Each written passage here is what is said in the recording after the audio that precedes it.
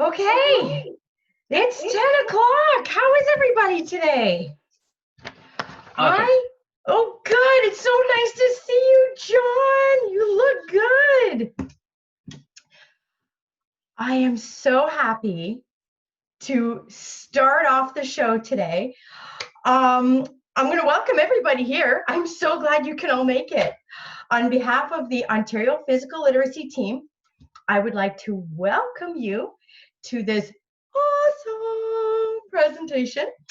My name is Sonia. I'm one of the co-chairs of the OPLS, and I am so honored to present to you one of our friends and a member of our OPLS, John Bile. Hi, John. Isn't this exciting? It's a nice way to start your morning. It's awesome. Oh, good. So, John, if you're okay with this, I'm just gonna brag about you a little bit. Is that okay with you? If it's a little bit. Just a little bit, because like you've accomplished like nothing. Hold on to this one. My friend John Bile. Listen to the amazing things that John has done over his career. John has a PhD. He is the Canadian Gophers Educational Consultant. He was president of CIRA Ontario from 2003 to 2018. You were pretty good at what you did if you were there for that long. It's kind of hard to hand over the reins, eh? And a retired professor of physical education at Redeemer University College in Ancaster, Ontario from 1986 to 2014. Dr. Bile has authorized and co-authored, not enough coffee today, authored and co-authored over 30 books. John, I did not know that detail. That's awesome. He is the winner of several professional awards, including the Queen Elizabeth II Diamond Jubilee Medal for promoting physical activity across Canada, and is a regular workshop leader across Canada. He has a special interest in promoting fun, active participation for all children, and developing and maintaining personal wellness. And John, weren't you also the president of the OPLS at one point? I did host it for a year, for a couple of years. Yep. You forgot that very important detail. You are a man of many wealth of knowledge. Well, if it's okay with you, I'm just going to do a little quick run over for housekeeping. Because this is a live presentation, your audio will be muted, but we welcome any questions and comments in the chat box. We'll be monitoring the chat box for questions, and if we have time at the end for a small discussion, we certainly welcome it. We'll take as many as time will permit. So, John, without further ado, take it away for us. All right. Thank you so much. Let me just go to my PowerPoint. Let's see. Slideshow from beginning. All right. Excuse me. All right. I'm going to try to keep up Sonia's enthusiasm. So that's awesome. For those of you who are not aware, I'm wearing an eye patch because a few months ago I collapsed while doing some videotapes. I banged my head and damaged my cranial nerves. So that's why I would see two times as many of you as I do normally.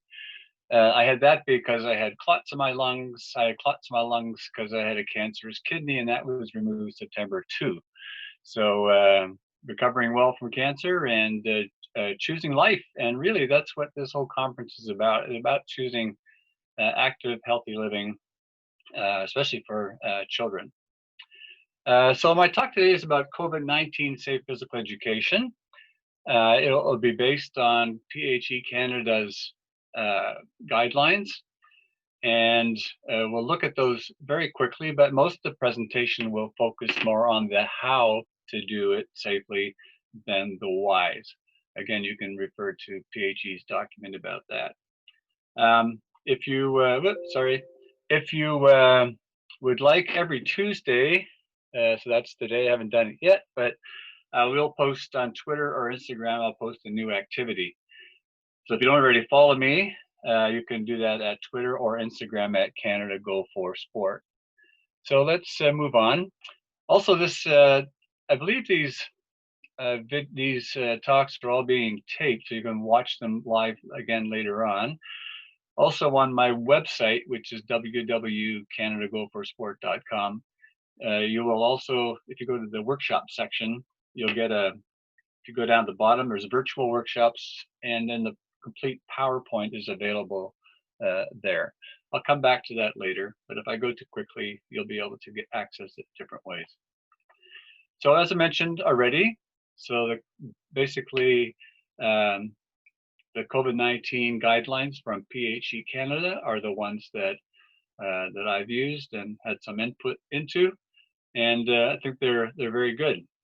I think they're going to probably evolve, although the latest update is still May 26. Changes will probably happen in the next few months.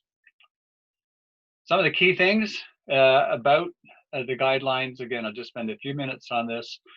Using more individual pursuits as opposed to team activities, using dance, alternative environments, especially outdoors, exercise without equipment, fitness, mindfulness, gymnastics, target games, all helpful ways that we can do it.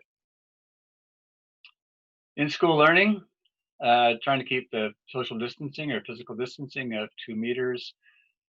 Small-sided games is effective teaching anyways, but especially during COVID times, small-sided games would be helpful.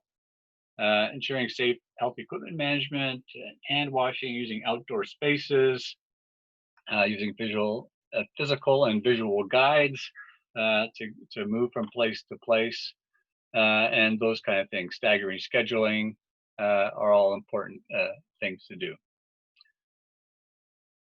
We could probably focus on activities that don't use equipment, is probably the easiest way to avoid transferring, say, a virus through equipment. Otherwise, if you have equipment, to number it so students know which equipment is theirs. Having individualized phys ed kits that students keep for themselves and can take home. Having a disinfection procedure in place, and anticipate hygiene compromises by having extra equipment available. So disinfect teaching aids. Students come to school clothed in appropriate phys ed clothing, so they don't need to go into change rooms.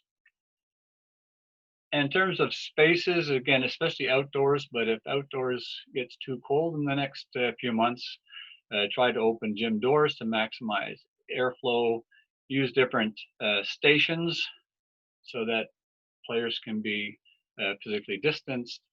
Try to, again, with a focus on outdoors, have phys ed teachers rotate through classes rather than the classes rotate to you. But again, a lot of these things are on the PHE guidelines.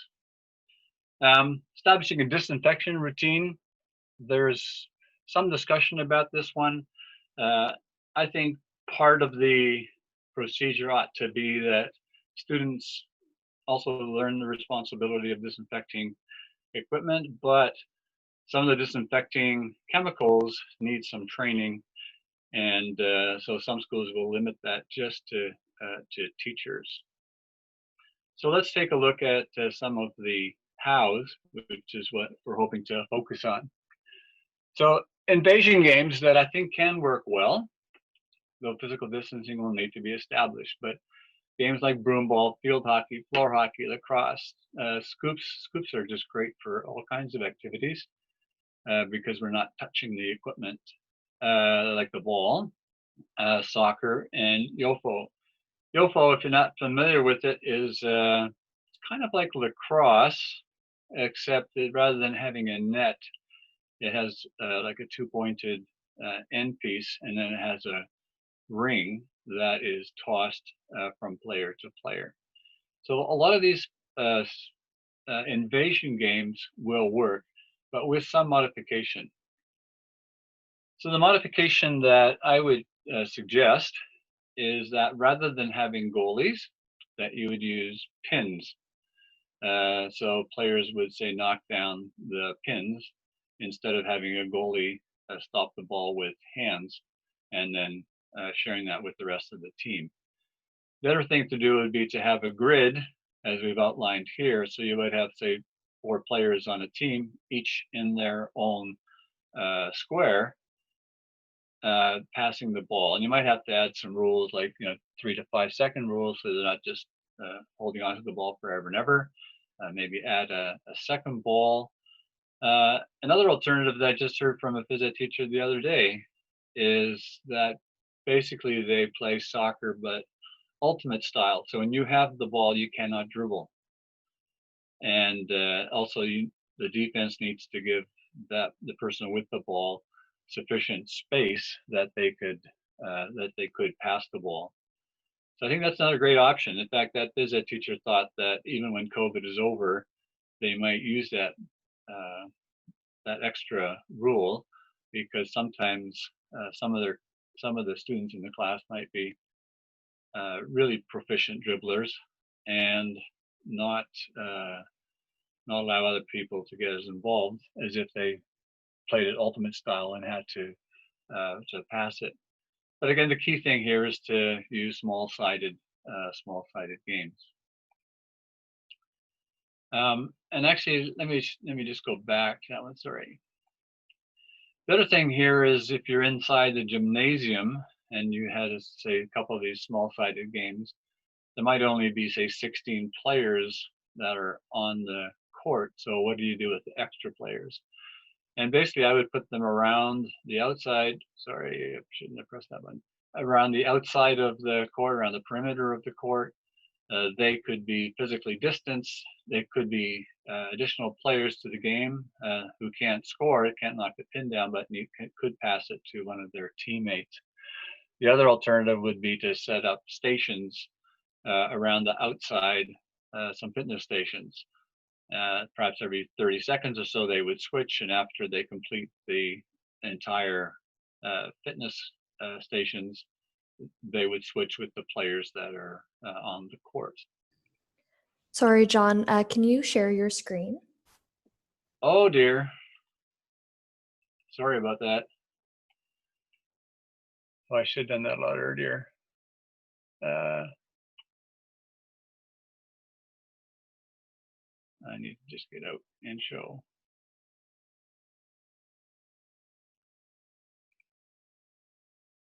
Screen share, there we go.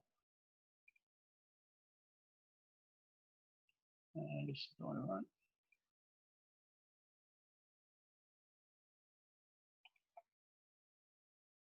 Okay, can you see it now? Yeah. Okay, so I'll just go from the beginning again. Okay, so just once again, Twitter, Instagram, Canada Go for Sport. All these slides are on my website, canadagoforsport.com workshops.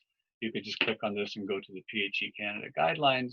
And then these are some of the things that we just talked about that are included in the guidelines.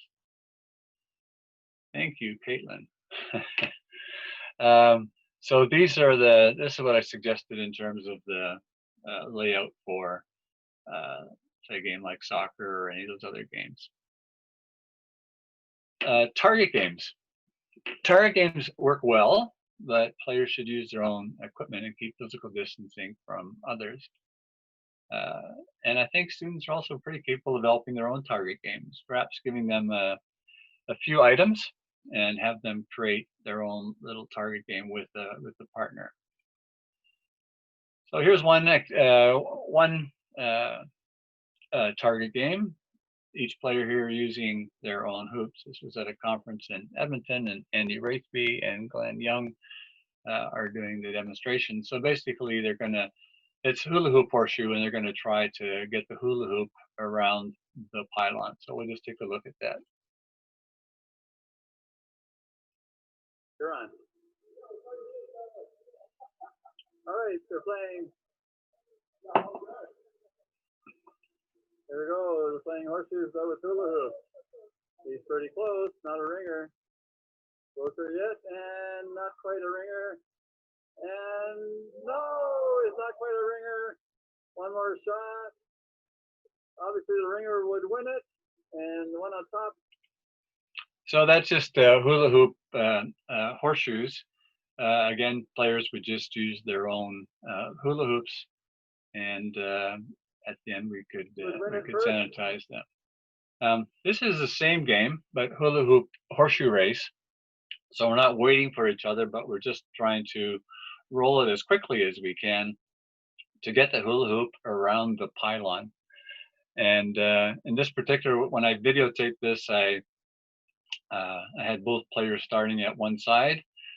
If I were to do it again, I would have one player start at this end, one player start at this end, so that players are not touching each other's hoops as well. So as you'll see in this little video, they will touch each other's video from time to time, but they will touch each other's hoops from time to time. But if you started them at opposite ends, you'd have less of that. So here it goes. Also a little more active. So it's a hula hoop horseshoe race. And basically, you take your hula hoops, roll them, try to get it over there. Each one as you get over top is a point. There you go, 1 point. 1-1. Where you go? So that there you see, so they touch each other's. Yeah, 2-1. And you would go on like this till till you had, like, in our case, we're looking at 5 points. Oh, almost 4-3, 4-3. Will she win it with this one? And I think you get the idea here. But again, I think if I were to, I would start them at opposite ends, and it's just a race to see who can get their hoops to get around the pylon the quickest. Not quite. Oops. I'm gonna stop that. Here we go. This one is kick bar. So basically disc golf, except with kicking the ball. Gopher has these innovative high quality products that would work for kickball. So basically you kick the ball and it would go underneath there, the same as in disc golf, except it's along the ground. So you can get this complete set, and you would just go like from number 1 to number 2 to number 3 to number 4 and 5 and so on. These would be spread out. You could also just use the natural landscape as we've done here. We've done it on a pavement, which was not the best choice because the ball rolls too much, but here it goes. So a little bit of kick bar. So like this golf, we're trying to hit that last post there. We're waiting for their balls to stop rolling. There they go. Yeah, they're trying to hit that last one. Again, doing it on the grass would be better. Just missed it, I think. And Jay. It will keep rolling, so she'll have to stop it. I think. Oh, Jay. Yep, he's got it. It's free. Oh. So they parted. They both got it in 3, but pavement rolls the ball rolls a bit too much. But doing it on the grass would work really well. If you didn't want to buy the kick bar things from Gopher Sport, you could also use natural objects. You could use hula hoops or other pylons. That would also work. And perhaps if you had hula hoops, I might put a pylon in anyways, just so people can see the intended target. Synchro ball is a game by Gopher Sport that physically distance just by virtue of the equipment. So here it goes.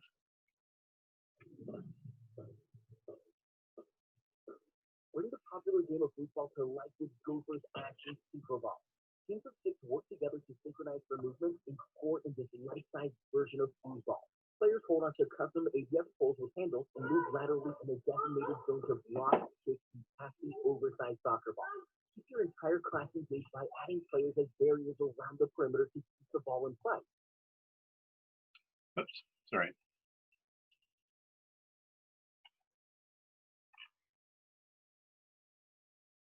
So, so you get the idea there. Now they've got these GoPro, these nice handles on there that work, but really you get ABS pipe from the local hardware store, and you could make some of these same things here. And again, it's physically distanced just because of the space. And again, instead of goalies, I would use pins as the intended target.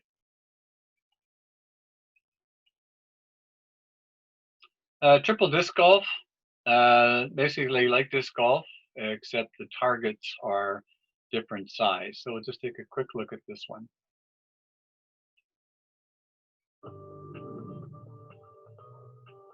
Triple the fun and challenge with one unique goal of possibility. Gophers Triple Shot Disc Target Set. Unique three-way joint supports 3 different size hoops for easy customization.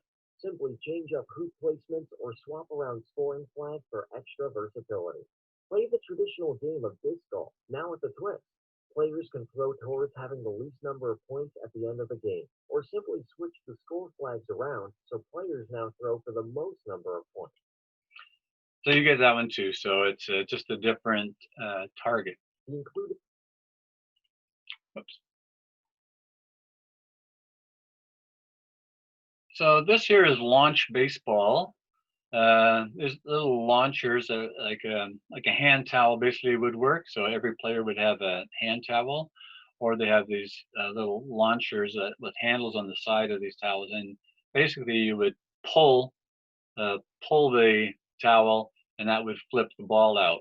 To keep the whole team active, the teams would score 1 to get around the first pylon, or say 3 points to get around the far one. The players that are in the field can only touch the ball with their towels or with their flippers, and they return it to somebody who's standing at a pitcher's spot, even though there's no actual pitching. So we'll take a look. All right, nice shot. Run.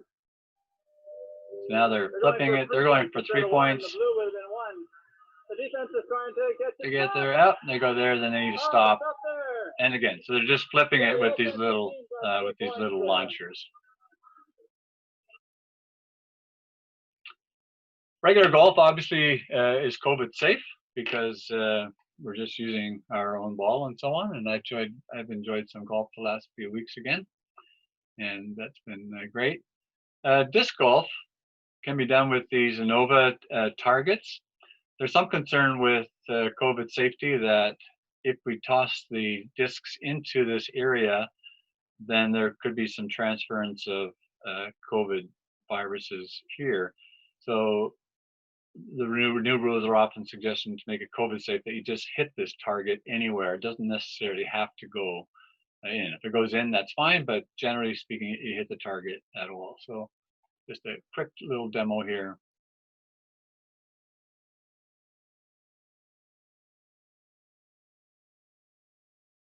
So they're tossing, and they're trying to get it to this target here. Game to play. Little game of disc golf with the portable Innova disc setup. And he's getting pretty close again, trying to get to this spot here. And this is also a great COVID-19 experience because everybody just plays their own. And then, like the kick bar, we don't necessarily need to use those Innova targets, but you could use natural targets. So in this case, we're trying to hit this tree.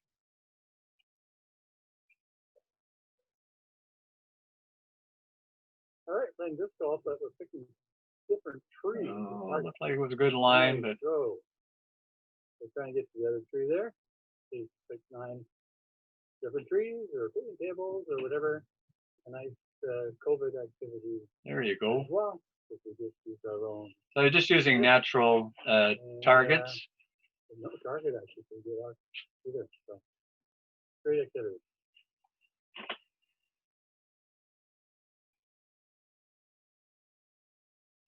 Volleyball could also be done COVID safe, except we've got the ball that we're handling each time. So one way to minimize ball contact would be to use these parachutes. So these are little parachutes that are held by 3 players, but they're physically distanced. And then we could use a ball. The ball that comes with this game is a little heavier, so maybe more for high school students.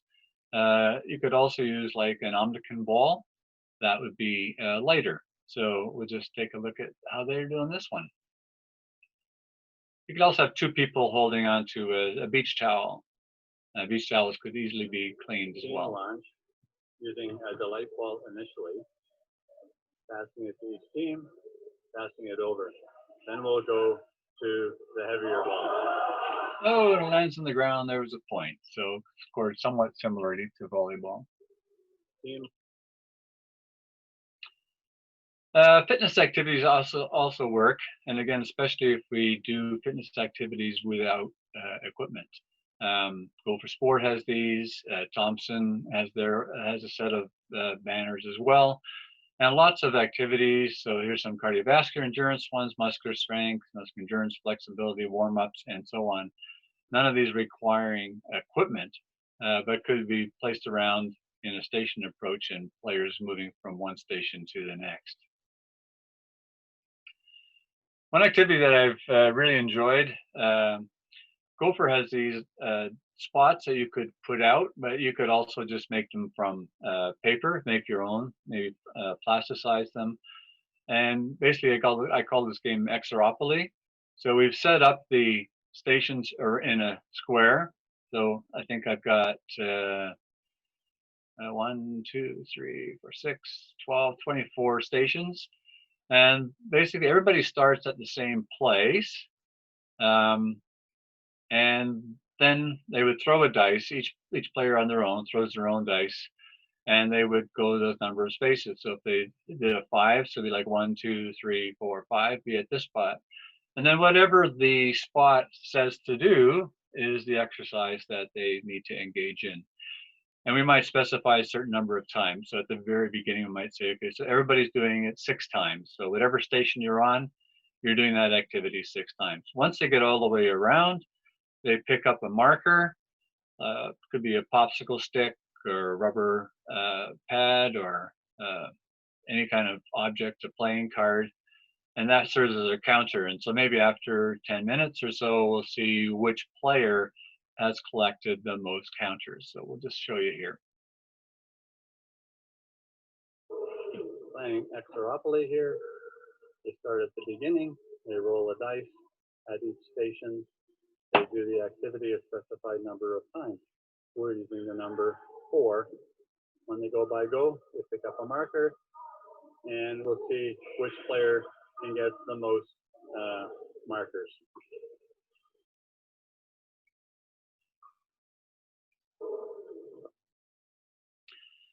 Ladder activities are also COVID safe because most of the time we're not touching equipment. We're just going over the ladder. I've got on my website, you can find over 50 different ladder activities. A couple things about ladders. You can purchase ladders.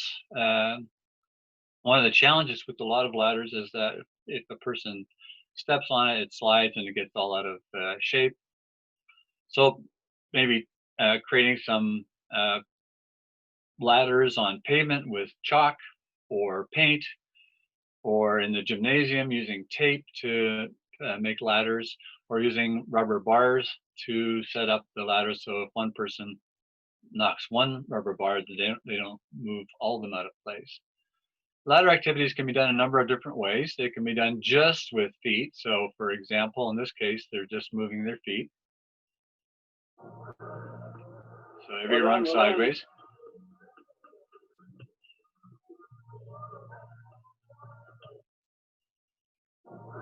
Or they could be moving with feet and hands. And again, so I've got a set of these activities as well.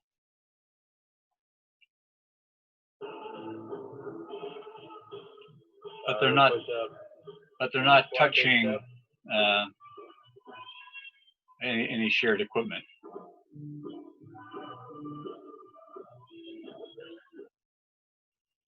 And then finally, there's also ladder activities in which you would use equipment. In this case, it's badminton, so the person has their own badminton racket and their own bird.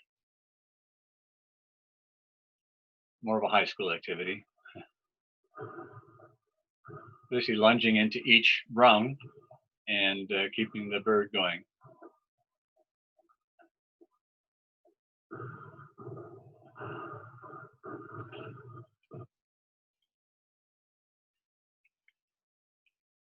All right. A lot of tag games would also work if you had a clean pool noodle. There's some debate about pool noodles in the sense that because a pool noodle is somewhat porous, they're more difficult to clean. And typically in tag games that I would do, if somebody got tagged, we would exchange the pool noodle. But again, in COVID times, I wouldn't exchange it. There would be maybe some, if you got tagged, there would be an activity that you would do before you resume the tag game. Obstacle courses can also be done, inside or outside, creating different objects. So there's just different objects here that we could use. Here's a sample of one activity I used at an OPLS conference a year or two ago.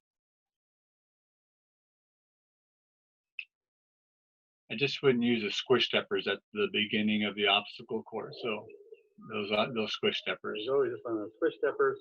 But for the rest, it's not Down, touching anything by hands. Spooner across to the beginning. Back on the balance beams. Then on the squisher steppers. And he's going back. And so again, setting up an obstacle course would work, but I just wouldn't use the squish steppers because they need hands there. Dance activities are also just wonderful ways that are COVID safe. With Sierra Ontario, they created the Everybody Move resource, which is phenomenal and gives lots of dance opportunities. So you can always contact Sierra Ontario to access that resource. I'll talk about it more in a minute. But one of their dances was Don't Sit Still, and everybody does the same activity. So you could have students lead that or teachers lead it.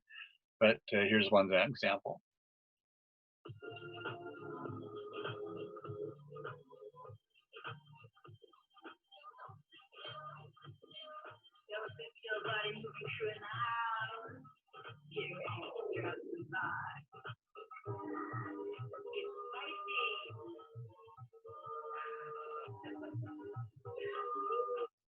So you get the idea. Again, the resource has got a DVD that shows all these dances, and you could just play the DVD and students could attempt to follow the steps. And again, after they've done it a couple of times, that will work. Some of you have hopefully, or many of you have had some sessions with Michelle or Amy from Groove, two different organizations now. But basically their dance is much more free and much more expressive than one of their taglines is that nobody gets it wrong.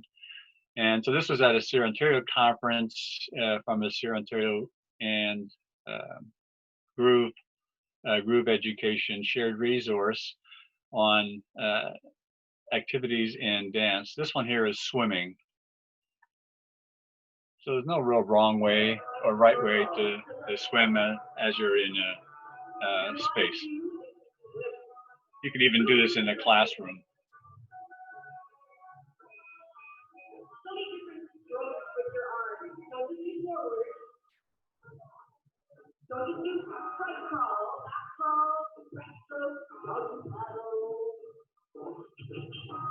We're going different directions.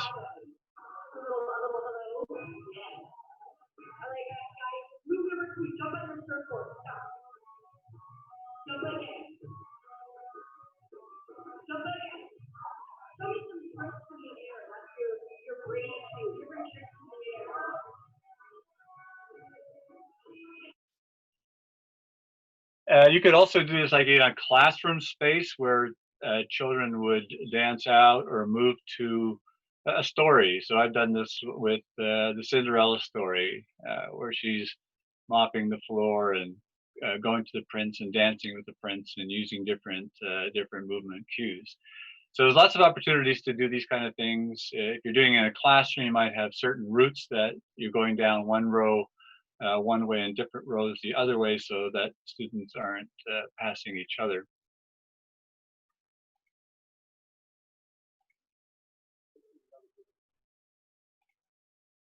So this is the Everybody Move resource, again, available through CIRA Ontario. Just a really great resource of DPA activities that work very well in a classroom setting or in a gym setting. And it's got the CD with great music and the DVD with all the dances on it. And it's got 235 reproducible sheets that you could just print. So if there's some kind of a circuit, you could just print them and the circuit's ready to go. Simon Says is just a fun activity, and you could again do this in a socially distanced place with no equipment. In some ways, it could just be like a warm up where you would be pretty active, or it could be a cool down where we're doing stretches. I'd have players on one side, and if they do something that Simon didn't say, then they would move to the other side. And again, if that repeats itself, they would move to the other side. So nobody gets excluded. They just move from one place to the other and everybody stays active. So here's how that one works.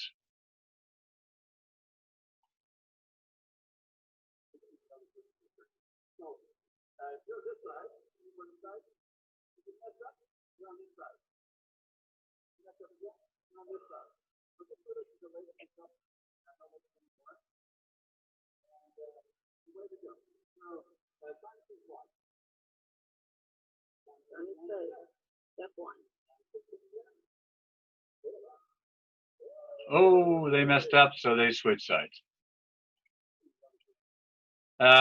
You could also do Simon Says do previous. So basically, if I said Simon Says walk, nobody does anything. And then if I said Simon Says put your hands up in the air, then the players would start walking because that was the previous Simon Says. Additionally, whoops, there we go. You could do opposites.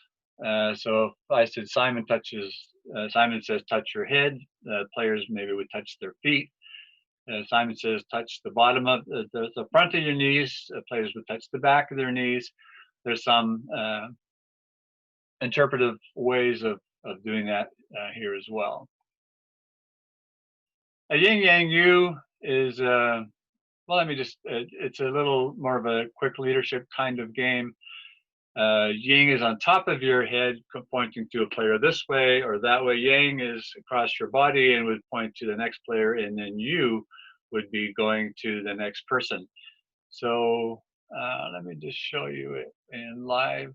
Oops. I'm going to just go to a faster one. Here we go.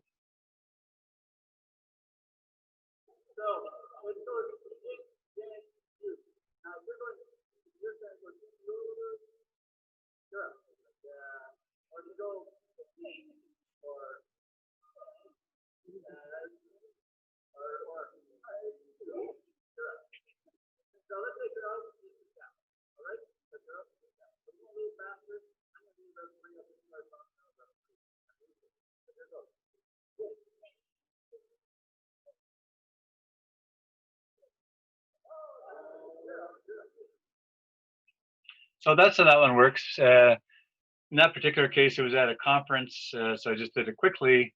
But I would say instead of sitting down, they would run around the circle and get back in and continue play. A yin yang yu back. Back is when somebody yu's you, you could put your hands up and go back, and the person that yu'd you would do a yin. Anyways, you can look at that later on. Leadership games can also work well with COVID safe activities. So for example, this one is tip the bucket.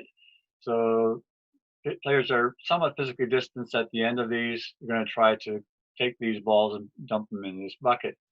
So let's see how well they do.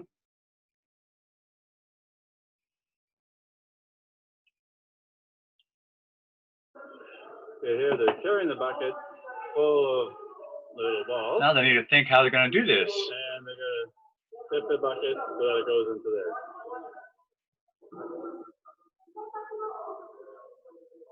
Yeah. And they have to hold the ends of the rope. And they roughly get it.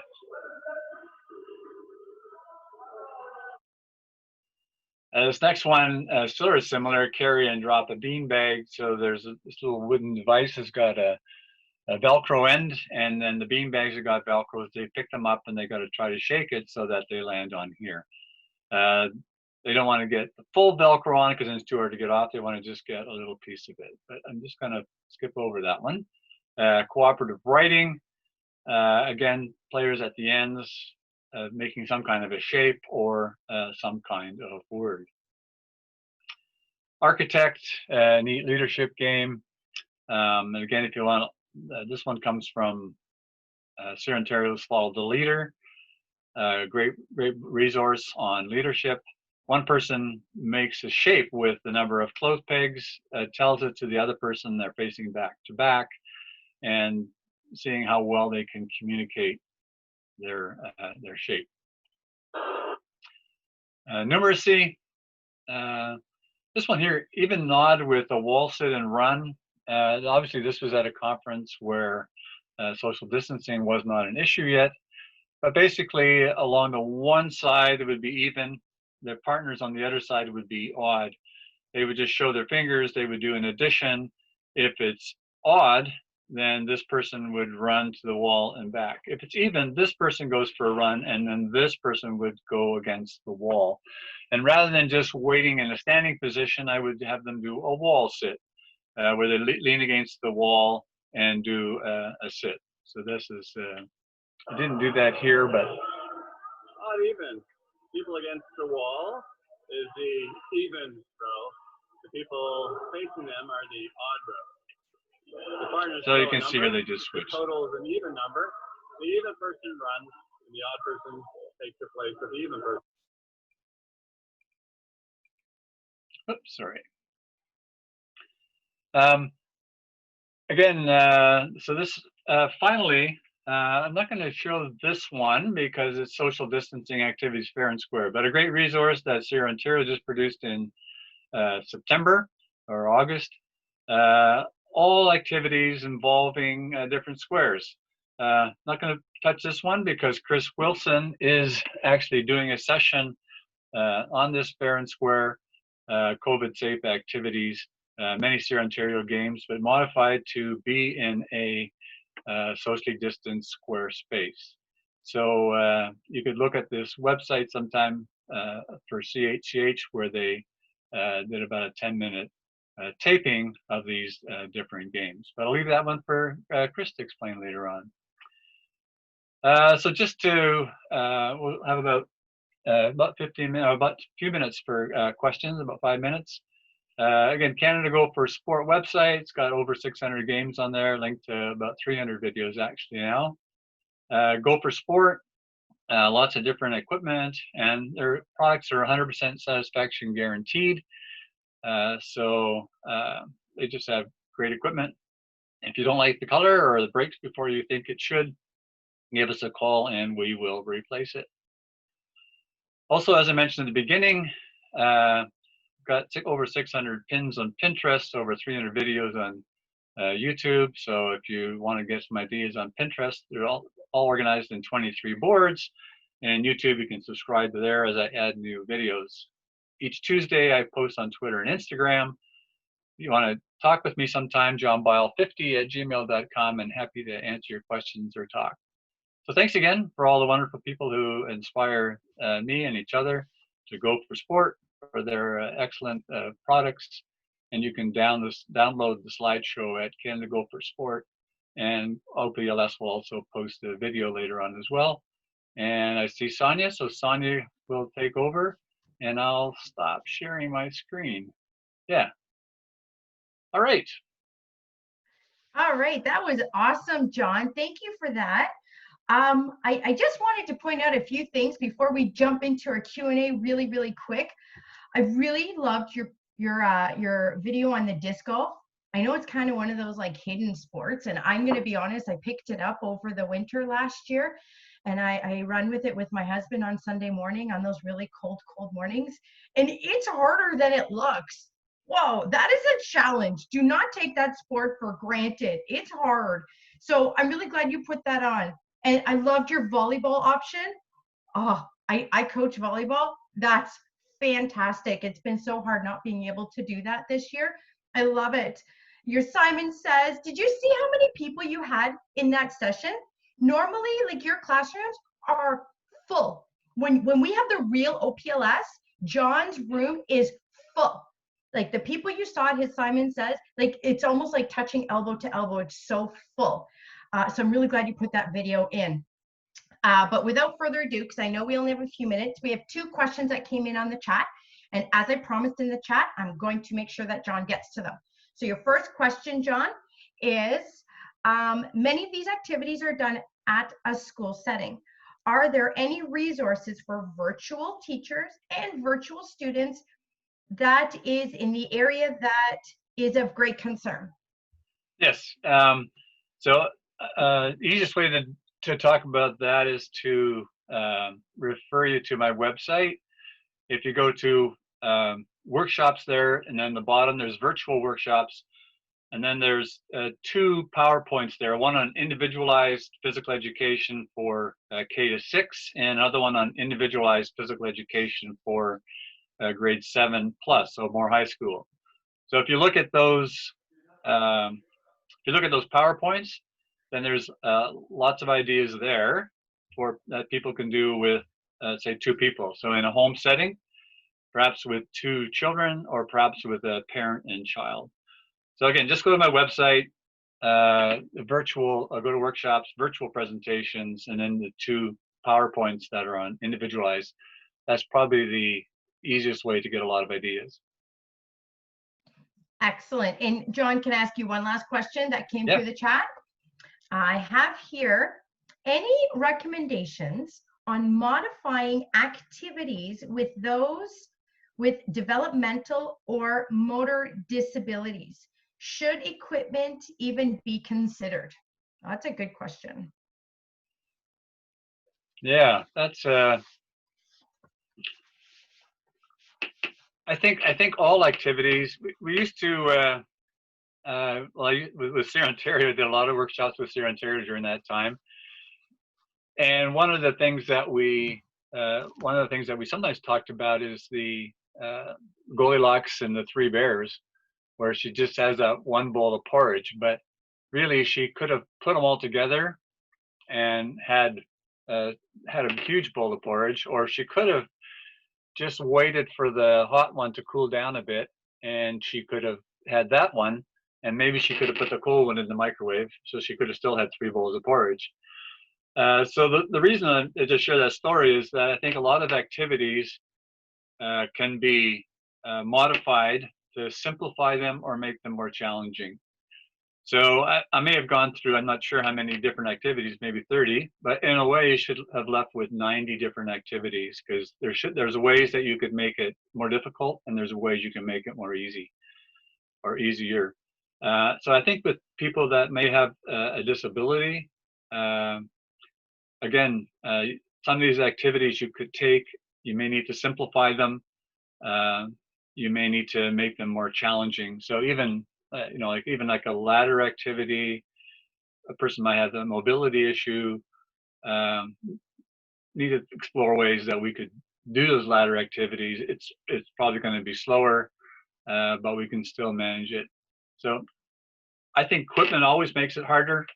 So one way of simplifying is not having equipment, or having, instead of a small ball, having a larger ball, or rather than having a ball like a basketball that moves pretty quickly, having a beach ball that floats and stays in the air longer and makes it easier to catch. So, I think well, one of the things I tried to show in this presentation is that often we would say that with COVID we can't do anything, but even with COVID we can do a lot. And I think also with people with various disabilities doesn't mean they're disabled. It just means we need to modify some of the activities to make it more accessible for them. So there's always ways of making it happen. Sometimes we just need to be just to be a bit more creative and think it through. And sometimes what will happen is like my friend Mark, who talked about playing ultimate soccer. He just said, you know what, I'm going to do that again even after COVID.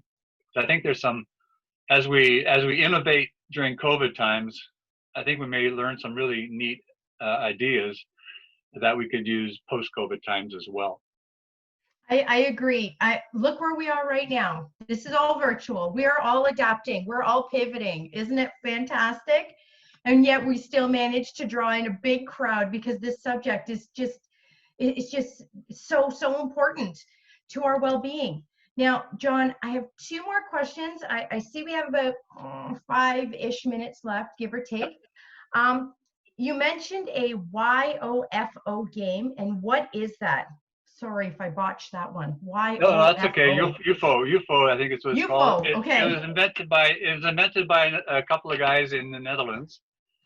Kind of like lacrosse, but it's a stick with sort of 2 pointy ends to it, and then there's a ring that you would toss from player to player.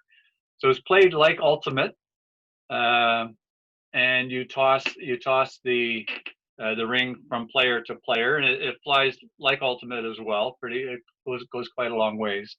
The way the game is played, that is, if somebody doesn't catch it, then it's whoever puts their stick on it first is the one that would get it. But I wouldn't do that to avoid COVID transmission and so on.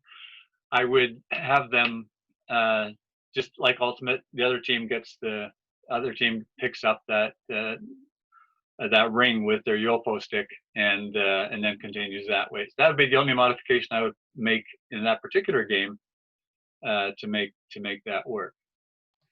Okay, and I have another one. It says here, another Sierra book, any game for any brain has great ideas for inclusive. Oh, sorry, that wasn't a question, that was a comment. Yeah, it's a comment. Yeah, so any game for any brain is actually a useful book focusing on people with disabilities. So it's also an opportunity, to be more inclusive. And beyond that, it's also helpful for all people. It doesn't matter what abilities you have. Again, sometimes we can just make them more challenging, but they're all games that are, again, very inclusive. So, John, I have a question for you, if I may, please. Yep. With all of your experience and knowledge, this should be easy for you. What was your childhood experience with physical activity, sports and playing? Like, give me a brief overview of a positive experience that kind of drove you to where you are today. Yeah, well, I think of my childhood, I think one of the experiences that sort of was important to me is that our house was right beside a playground. Ooh. And so that was just phenomenal, because I could just I could get up with some buddies and we just play in the playground, or there may be people in the playground and I could just join them. So accessibility to play facilities was important in my own life. And I sometimes joke that I love going to school and coming back, and I love recess and lunch. It was the other parts that were more challenging. So yeah, I really loved the play experience. And I didn't think I was sort of smart enough to get to university. So actually after high school, I went to work in a factory for a year, but that wasn't really what I wanted to do. So then I pursued recreation, started off with the recreation program at Vancouver City College. And then I just got more focused again in terms of following my passion of playing as a kid and playing as an adult, and sharing that love for physical activity, physical literacy, mental health, and all those great things that result from just really engaging in great activities. And I think Sierra Ontario was an important part of my life there too. Just promoting fun, active participation for all, inclusive, fun, active games are important. Which is not to say that we shouldn't do any sports. I mean, I coached varsity volleyball at Redeemer as well. They all have their place, but I think in terms of developing like physical literacy, you know, developing the foundations. I think play with a lot of the games that we just demonstrated now are really important. Well, I'm glad to see, John, that you are not slowing down anytime soon, because you're always out with your grandchildren, and it's just go, go, go, go. And all these games and sports that we keep hearing in the meetings that you're introducing to them, it's phenomenal. I think it's great. So, John, thank you ever so much for sharing your time with us today, and for helping kick off the Ontario Physical Literacy Summit for 2020 virtual. Hey, we're rolling. We're rolling. We are. On behalf of the OPLS team, we wanted to thank you, our viewers, for joining us today for this wonderful presentation. And again, John, your knowledge, your experience, and wow. And it is in the chat. I believe that if people wanted to, you know, we always get questions after the fact and what have you. So John is reachable. All the details are there. Please feel free to reach out to John with anything else that you have. And we look forward to our next presentation. So thanks again, John. Awesome. Keep well. Everyone out there, you stay safe, okay? All right. Thanks all. All right. Bye-bye.